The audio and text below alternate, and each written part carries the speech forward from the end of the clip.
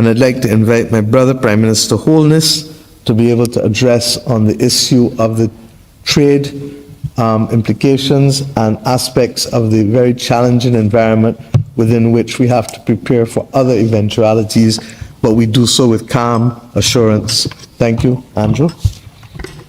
Thank you, Prime Minister Motley. First, let me say thanks to your government and the people of Barbados for the excellent arrangement and hospitality.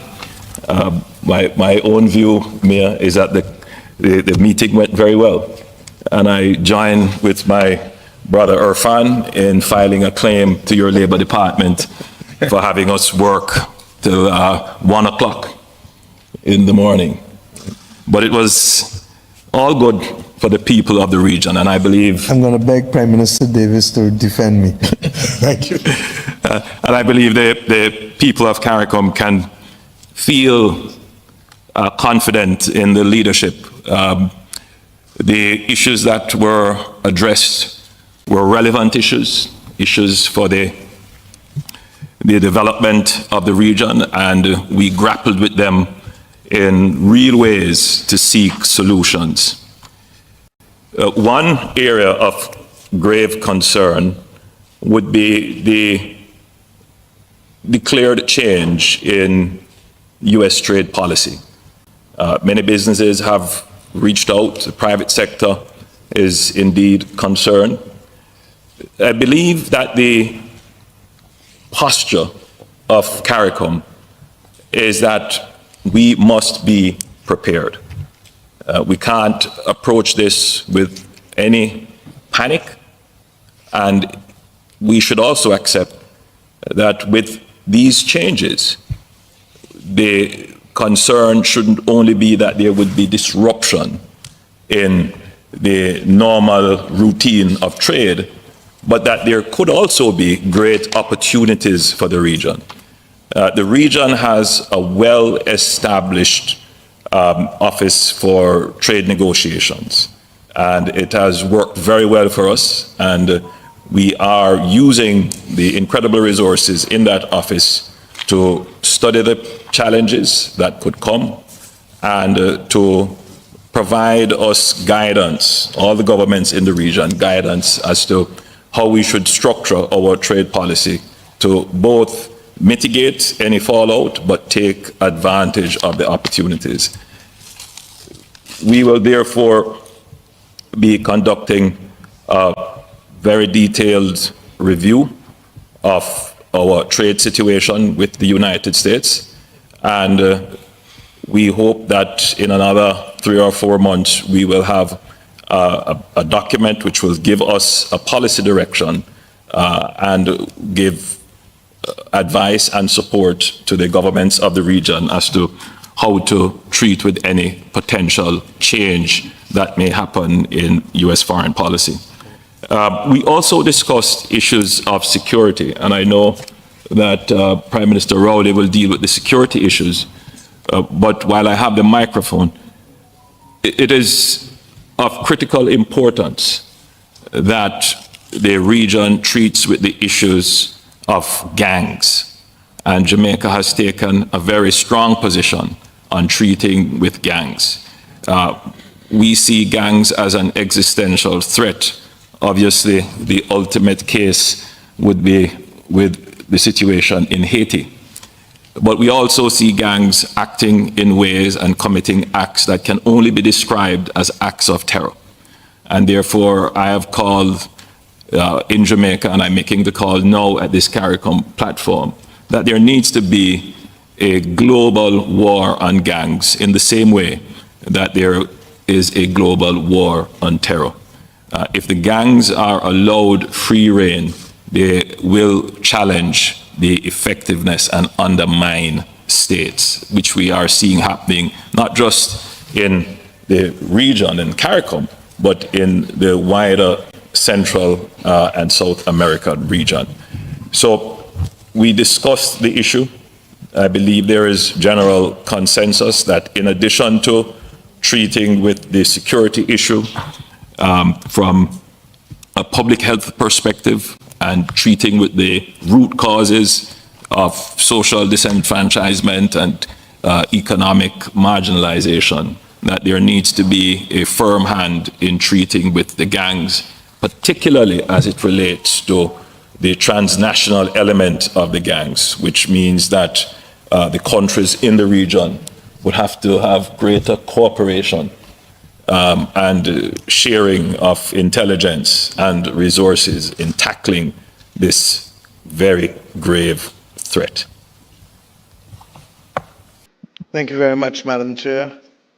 Madam President of Barbados, Dame Sandra Mason, distinguished heads of state and heads of government of the Caribbean Community, Secretary General of the Caribbean Community, Secretary General of the United Nations, President of the European Commission, Secretary General of the Commonwealth, Chief Justice of Barbados, the Honorable Mr. Leslie Haynes, distinguished ministers of the Caribbean Community, members of Parliament, members of the Judiciary, members of the Diplomatic Corps, ministers from Saudi Arabia, Canada, France, and indeed Special Envoy from the United Arab Emirates, distinguished ladies and gentlemen. You have heard everybody on this platform this evening. And what is clear is that it cannot be business as usual.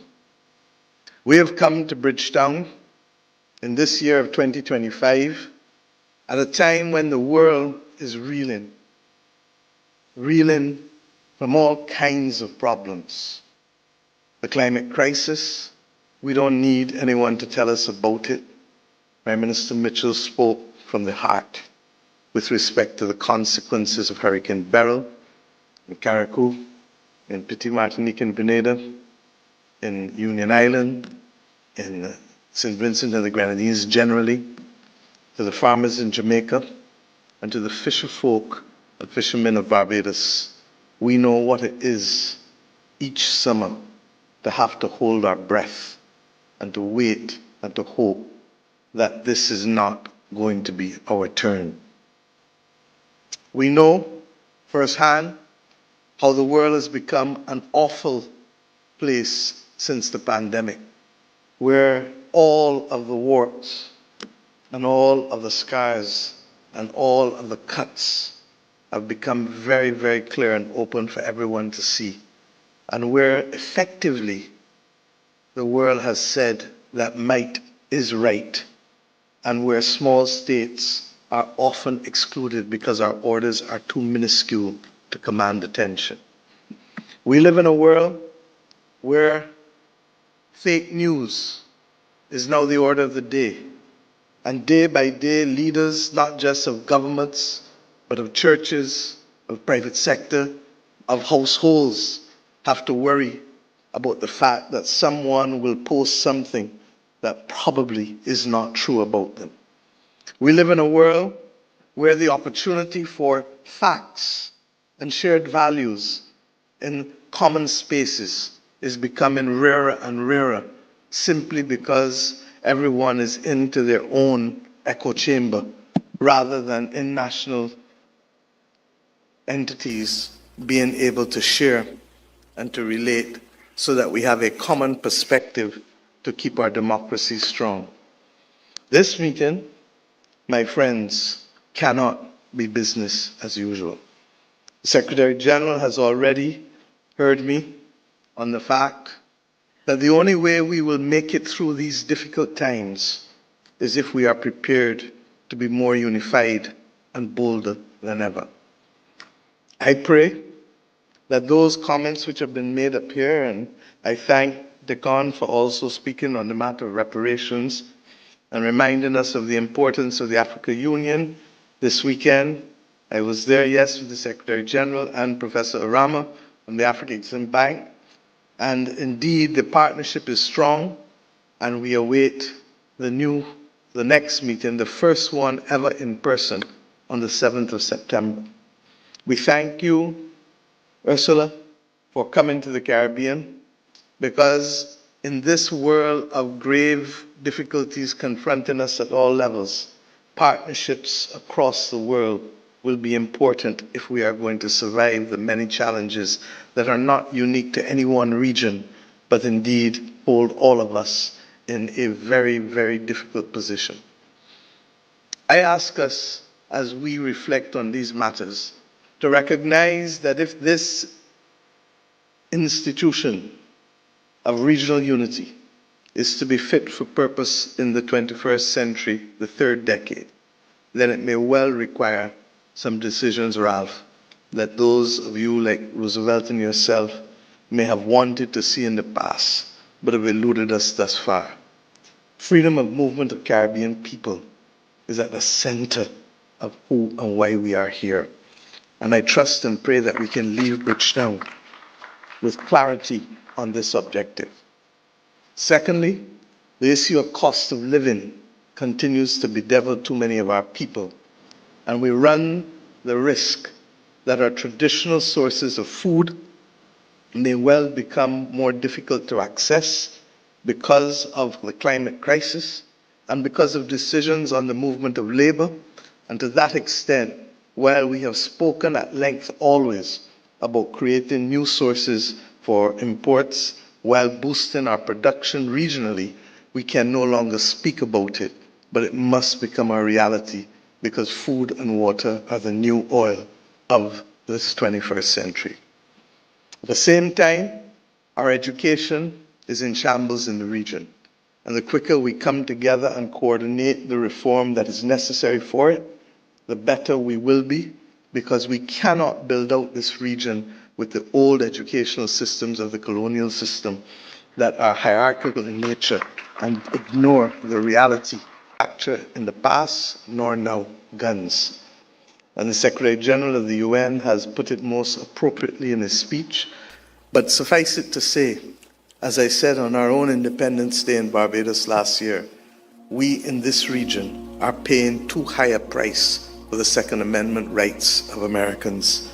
And the reality is that we have come at this point with a George Bridge Declaration reached by heads of government in Guyana on the 25th of November last year that will allow us to address issues of strengthening our law enforcement, strengthening and reforming our criminal justice system, but above all else, treating crime as a public health disease and also ensuring that we create the opportunities for our young people so that they are not taken on that path that has led us in this region to have one of the highest homicide per capita rates, regrettably, in the world.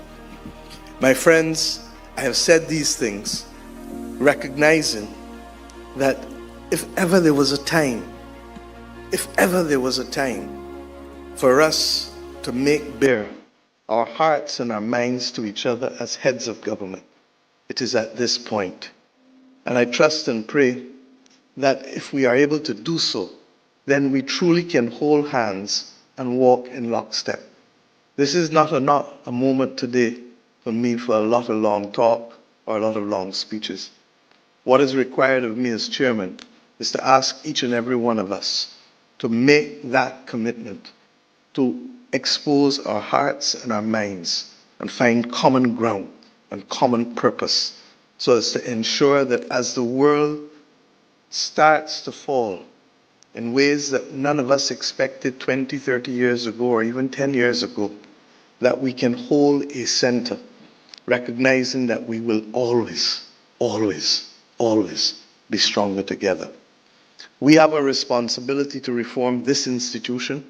We have spoken for too long as to the need for independent funding mechanisms, whether it is assessed at the imports, whether it is an issue of a small fee for all border passings, people coming in and out of our borders, or whether it is the assignment of renewable energy licenses to CARICOM and our regional institutions. The time is upon us for settling the independent funding of this Caribbean community. In addition, we need to review the governance mechanisms and to recognize that there may be a need for a greater political voice alongside the administrative structures of CARICOM as we have come to know it over the last few decades.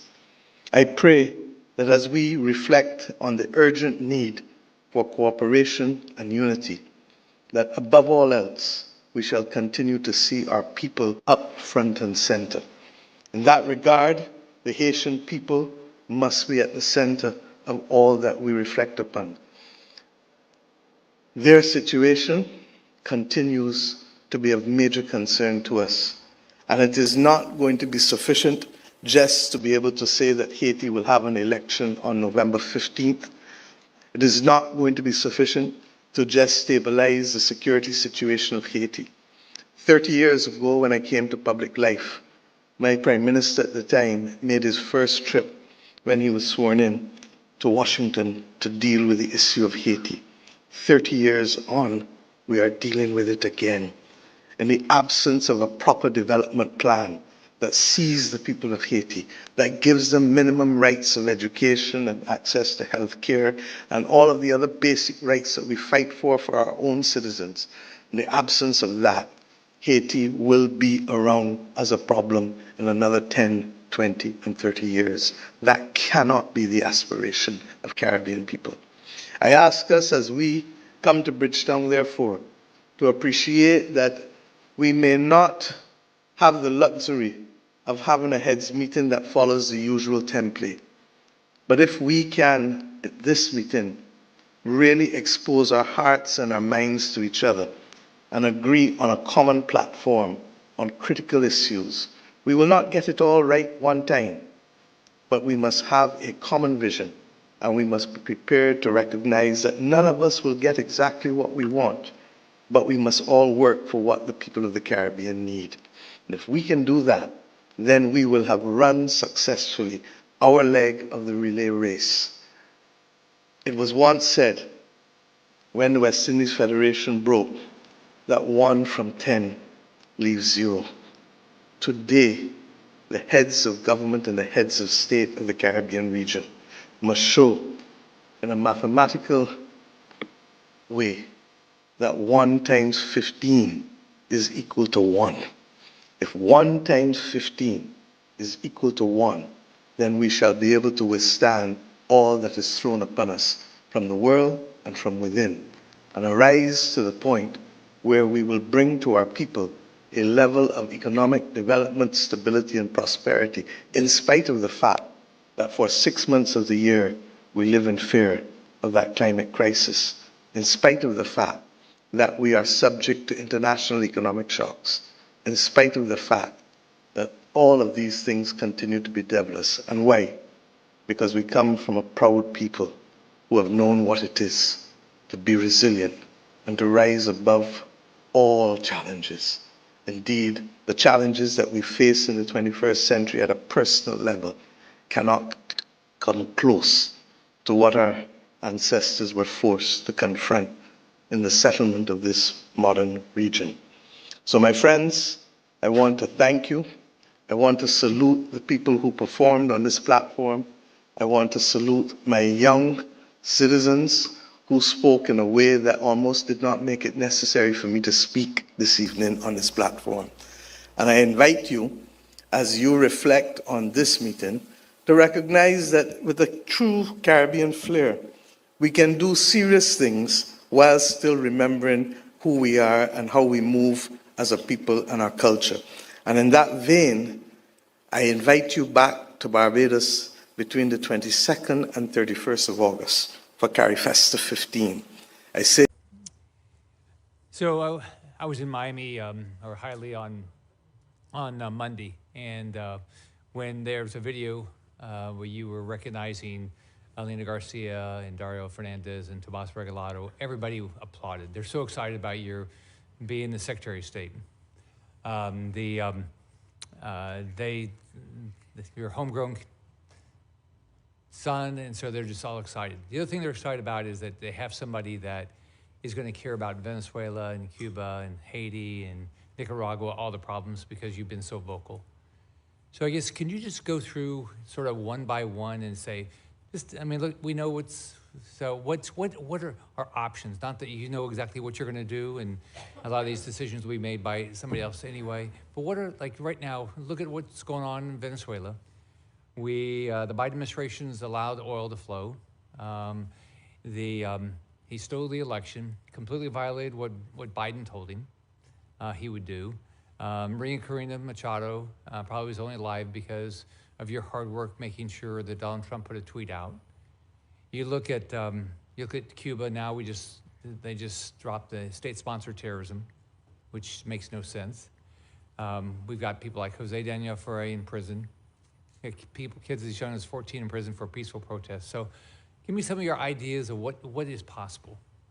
Let's take one, but let's start with Haiti, because in many ways it's globally complex. And I think the chairman sort of alluded to this a moment ago. There's a fundamental problem in Haiti in that there is no legitimacy of authority. And I say this in recognition of the fact that some of the national police forces in Haiti have been extraordinarily brave. Despite being outgunned and outmanned, these guys and gals have stuck at their post and fought back against armed gangs. You know, when the most powerful person in any nation state is nicknamed barbecue, that is not a good thing. And this guy obviously is not named that for good reasons. He's not a cook. These are bad gang elements that are operating within Haiti and have destabilized not just Haiti, but threatened to destabilize the Dominican Republic, not to mention the migratory pressure that it places on the United States, on the Bahamas, and on other places in the region. There is no easy answer. The Kenyans are there, and I can tell you, I think they deserve a lot of credit for being willing to take on that mission. In recent days, missions from various other countries have arrived, El Salvador being among them, to sort of contribute to that effort. I don't think anyone can tell you they have a master plan for how you fix that overnight. I do think it does begin with stability and security. You've got to establish some baseline security, and it's not going to come from a U.S. military intervention. So to the extent that we can encourage foreign partners, and I would include foreign partners in the Western Hemisphere who should be contributing to this effort, to provide some level of stability and security in Haiti so that you can explore the opportunities to have a transitional government that has legitimacy, that can ultimately lead to the conduct of elections, and then have governing bodies in that country that can bring about a nation state that can begin to build some of the things you need in order for permanency. But it's going to take a long time. And I say this with sadness in my heart.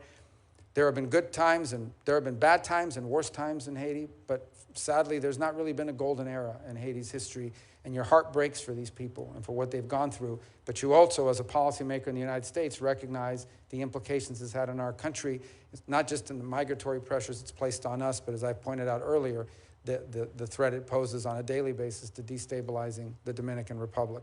You mentioned Nicaragua. It's a very weird situation, for lack of a better term. The Sandinistas earlier, one of the first things they did in the new year is they kicked out every nun in the country. They've gone to war with the Catholic Church, which was the last institution in the country capable of standing up to them. But now they've begun this process of amending their fake constitution to basically create a family dynasty so that Ortega and his wife will now be co-presidents. There's no democracy that's been completely wiped out. They have literally put plane loads of opposition figures and exported them here to the United States and around the world. They literally arrested anyone who signed up to run for president. They arrested you signed up to run for president, they put you in jail. So it's a big challenge, but our national interest is most challenged. Number one, because of migratory pressure. Number two, because the Nicaraguan regime is allowing people to fly into Nicaragua visa-free from anywhere in the world and then transit to the United States. They have become the point of entry for people from all over the world because you come in without any visa. They charge you $1,000 or whatever the going rate is today. And from there, you get on the migratory route and into the United States. They have been direct contributors to the migratory crisis we face at our southern border. And the third is the Nicaraguans have basically invited the Russians to establish a military naval presence in Nicaragua, in our hemisphere. That poses a threat to our national security. That needs to be addressed. Venezuela, sadly, is not governed by government. It's governed by a narco-trafficking organization that has empowered itself of a nation state. And we have seen, I believe, upwards of 7, 8, 9 million Venezuelans have just left the country. More are expected to leave. I was in strong disagreement with the Biden administration because they got played the way that I knew they would get played. They entered into negotiations with Maduro. He agreed to have elections. The elections were completely fake. They leveraged migration against us to get those concessions, and now they have these general licenses where companies like Chevron are actually providing billions of dollars of money into the regime's coffers, and the regime kept none of the promises that they made. So all that needs to be re-explored, because in Venezuela, you have the Russian presence, you have a very strong Iranian presence. The Iranians, in fact, are exploring or, in fact, are beginning to build drone factories for the manufacture of Iranian drones in our own hemisphere. Not to mention the long practice of the Venezuelan regime of providing real but illegitimate passports to operatives for Hezbollah in our own hemisphere. And lastly, and I leave it lastly to Cuba because it's one that's been more enduring, the problem in Cuba basically is that despite being a communist regime and Marxism not working, is that they've decided, and they thought what they would do is that they would create this holding company. It's called Gaesa. It is a company that they own by the Cuban military, and that holding company owns everything that makes money in Cuba. If it makes money in Cuba, they own it, and it generates revenue for them. The Miami Herald just did an expose on Gaesa. And while you have electrical blackouts and you have all these other problems economically in Cuba, Gaesa is sitting on billions of dollars that they've generated for their permanency. In 2017, the Trump administration sanctioned Gaesa. Unfortunately, the Biden administration lifted some of those sanctions and restrictions a couple of years ago, which increased the amount of money they're able to generate through things like manipulating remittances and the like. And then yesterday, the Biden administration announced they were rescinding all of the sanctions on Gaesa, which basically the sanctions were this. You can do business with an independent individual Cuban, but you cannot, it's the regime that doesn't allow it. You cannot do business with anything owned by that government-run entity. And yesterday they lifted the sanctions on them. Now, the new administration is not bound by that decision, but nonetheless, that's what's in place. Ultimately, the reality, the moment of truth is arriving. Cuba is literally collapsing, both generationally in terms of all the young people leaving, but it's also collapsing economically. They are now living on 20 and 21-hour rolling blackouts and some days longer because Marxism doesn't work, because they're corrupt, and because they're inept. And they're going to have a choice to make, those that are in charge there. Do they open up to the world? Do they allow the individual Cuban to have control over their economic and political destiny, even though it threatens the security and stability of the regime? Or do they triple down and just say, we'd rather be the owners and controllers of a fourth world country that's falling apart and has lost 10% of its population in the last 2 years?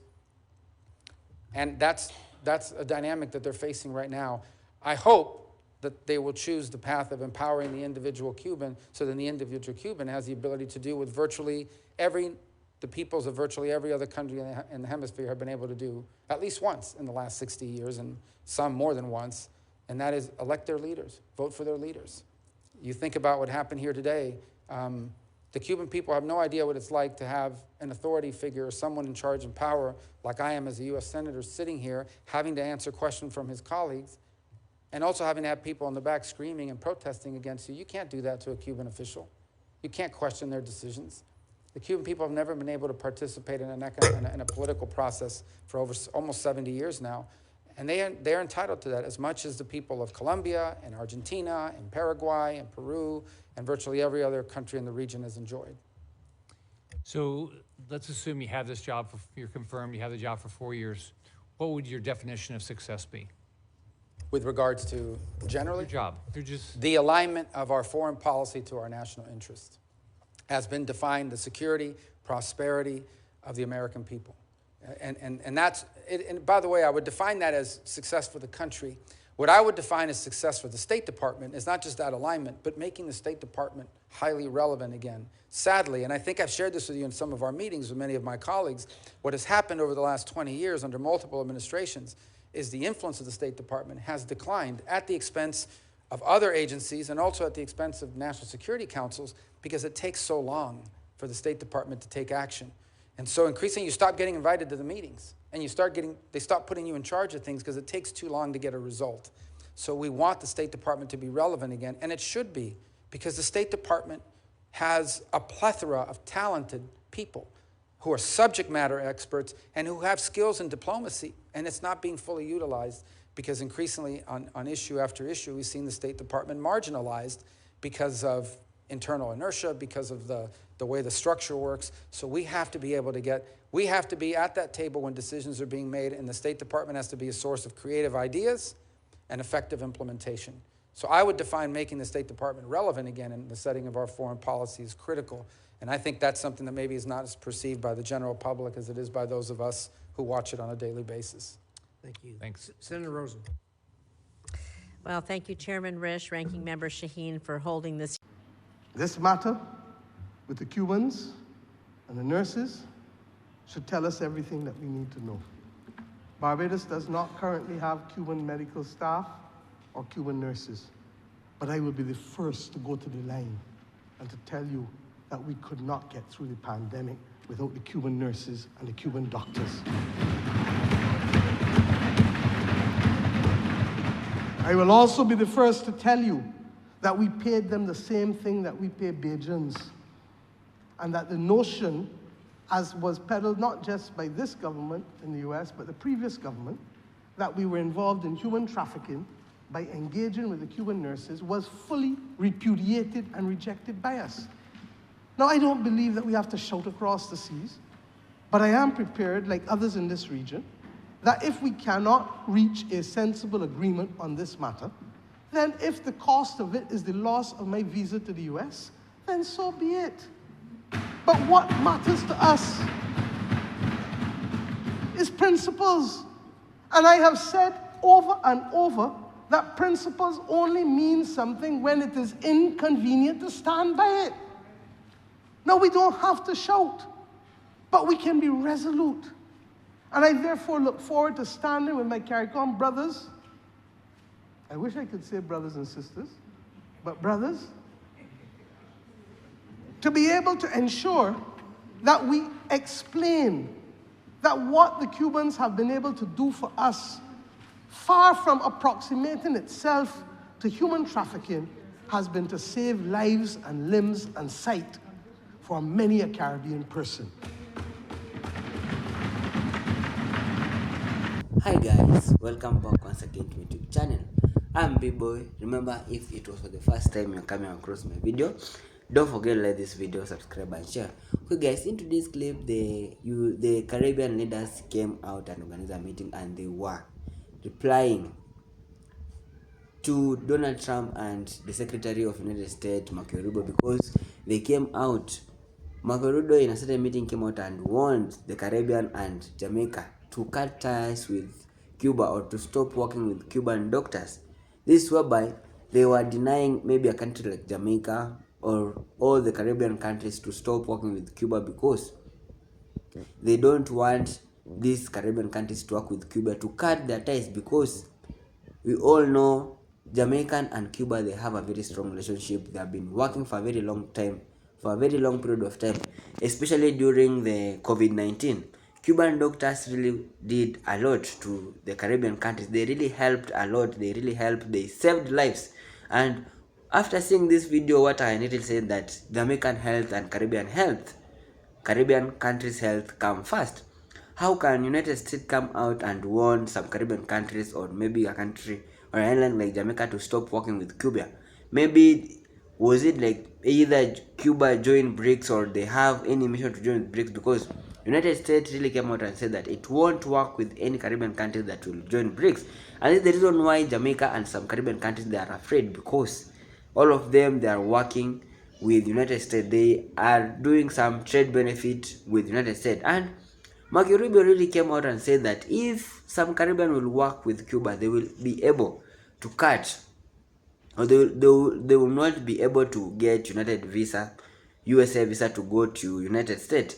They will be denied the USA visa to go to US. And this is the reason why some Caribbean leaders, they have been afraid. And they really came out and sent another warning message and told them that if any country or any Caribbean country will found working with Cuba, they will cut ties with the United States, the trade benefit they are doing with the United States. We all know also Jamaica and United States, they have a very strong relationship.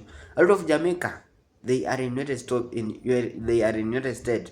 A lot of Jamaica went to United States to look for greener pastures, because you all know USA is a home, or is a home of greener pastures. A lot of people really go to United States to seek for jobs, and it's called a home of big opportunities. And since when Donald Trump became a president, some of people that have said that United States dream, it's over because of the harsh condition President Donald Trump came with. He came with harsh condition, and a lot of people, they are really complaining that are living in the United States. High taxes were being applied, and there were maybe high cost of living, because we all know the New York, there is high rise, or there is high rise in the standard of living. The people who living there, the economy rise each and now every day. And a lot of people really came out and they are saying that they were joining the MAGA support because they were trying maybe to impeach President Donald Trump because of the harsh conditions they were living in. So Donald Trump really came out and warned the PM of Jamaica, if they will work with Cuban, or if they will work with Cuban doctors, they will be able to cut ties the benefit they are getting when they are trading in the United States, and they will be not able to access to visa that are being given to go to visit to the United States. So Caribbean leaders, they came out, and one thing I really love about the Caribbean leaders, they came out and they have replied to this warning message of Donald Trump. They have came out and they said that they need Cuban doctors. Cuban doctors they were there for them when it was during the COVID-19. And what I really like is that Jamaican health, Caribbean health come first. If it wasn't for these Cuban doctors, a lot of people could have been suffered during the COVID-19 pandemic. A lot of people could have died in Caribbean, but because of them, they stand together with the Caribbean countries. They stand together with Jamaica. And if you go to Jamaica, there is a lot of Jamaican who are living in Cuba, and there is a lot of Cuban who are living in Jamaica. This to really show that these two countries, they still have a very strong relationship. And what I really just say that United States, how dare they can go and maybe try to control a country, what they can do. The PM of Jamaica, it's really high time to do what the people of Jamaica really want to do. If the PM of Jamaica wants Jamaican country to join BRICS, let the Jamaican join BRICS.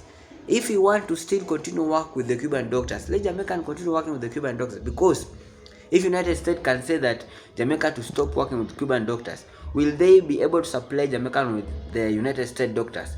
No, it won't. Then Marco Rubio came out and said that, talk about the war that is still going on in Haiti. We all know what's really going on in Haiti. Haiti is one of the Caribbean countries, and it's really so sad to see how our brothers and sisters, they are really suffering. How our brothers and sisters, they are really dying because of the war. Because you all know in Haiti, there are those people, there are those bad criminals and there are those good criminals who are fighting for their freedom of their life, because they feel like the resources of Haiti that were being taken away, they are being taken away by these Western countries. This is the reason why these maybe gang they are fighting. But on the other hand, there are those bad gang that they are killing people, raping women, raping small children. Even children can't go to school. It's a very sad situation. When someone talk about Haiti, it's a very sad story to see what's really happening in Haiti. But we really pray for them. We really hope one day peace could be restored in Haiti, because we really want some tourists to go to visit Haiti, because I really believe that Haiti is a very beautiful Caribbean country. It's very beautiful, but a lot of tourists can't go to Haiti because of the war that's still going on. And that's what's making the country to be poor, because it can't develop economically, infrastructurally. Nothing is really going on in that country. Everything it has stopped, because there's no anyone that can go to travel or try to visit in Haiti. They are only reporters, news reporters, who just go there to see and tell us what's really happening in there. But any visitors or tourists can't go to there, and this is what's really affecting those people. And this is the reason why Haiti it will remain to be poor. So guys, our leaders, let us elect those leaders who know what the people really want. Let us take the role, or let our leader take the role of President of Africa, President Ibrahim Traoré, the youngest president of Burkina Faso. When he went to power, he removed all colonial system in his country, and we have all seen how Burkina Faso people, they are really enjoying their full independence. How Burkina Faso is really enjoying their full independence, because you have all seen how it's really developing. I really love this young president, President Ibrahim Traoré, and I would really like all Caribbean leaders to take notes from President Ibrahim Traoré, all African leaders, not to be jealousy of what President Ibrahim Traoré is doing, because also them, they are in a position to do what President Ibrahim Traoré is doing. Not to be so jealousy of how President Ibrahim Traoré is famous everywhere, of how everyone is talking about him. They should also do and take notes, so that they do what a good president is doing. Look at a country like Burkina Faso. Look at a country like Mali, Niger in Africa.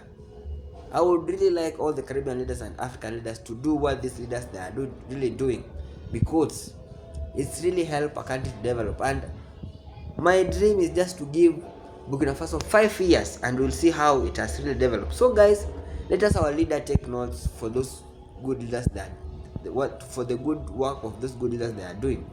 And I really appreciate you for watching this clip this far. So if it was for the first time you're coming across my video, please don't forget to like this video, subscribe and share. Thank you so much for your time.